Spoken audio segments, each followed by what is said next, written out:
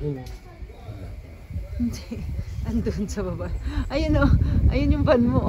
Nangaagaw ka ng van, Papa Rod. Hindi yan sa'yo. Sabi ni Papa Rod, yun daw yung van namin. Ang layo. Ayun yung van namin nasa baba o. Ayun o. Nasaan na yun? Nasaan na yun? Ayun o. Yun.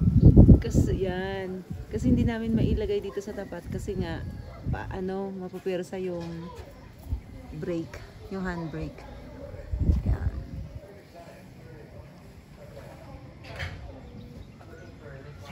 Bukas itutur ko kayo dun sa taas. Ganda doon sa taas. Ang ganda. Overlooking talaga. Mas maganda pa rito ang view. Bukas. Pagod na ako eh. Kasi galing na kami sa palengke. Namalengke kami. Ang grabe. Ang traffic ng Ang traffic sa Baguio. Medyo okay pa. Hindi pa ganun kalala yun. Sabi ni Jazz. Okay pa. Ni Jasmine. Carry pa yun. Kahit sabi nung driver. Carry pa yung traffic na yun. Yan. Yan. Ayan oh. Kaninang umaga. Hanggang ngayon nandyan pa rin yung sea of clouds. Hindi umaalis. Oh. Yan. Ang dami. Kaninang umaga mababa. Ngayon tumaas na siya. Yan na. Maganda siguro lalo to sa taas. Kasi tinatamad ako umakyat yung sunset niya.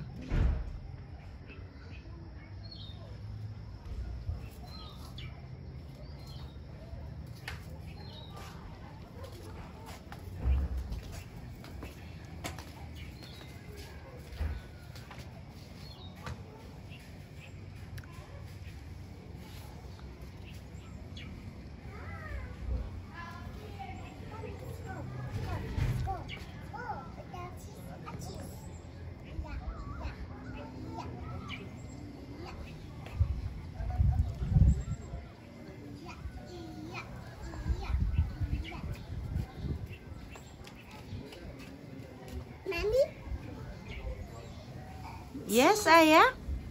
Hi. I'm good. Yeah. Aya? Are you okay? Oh, why? Oh. Gusto mo pabuhat. Wait a minute, Aya.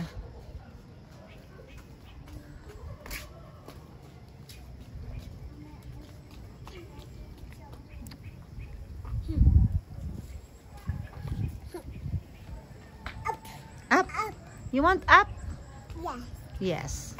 Buhat daw siya. Wait for me. Okay. Thank you.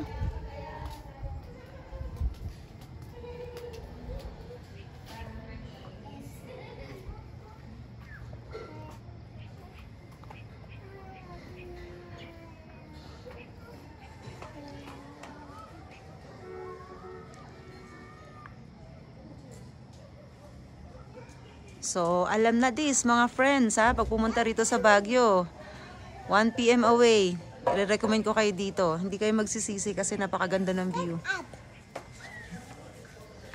At ang ganda, lalo na doon sa taas.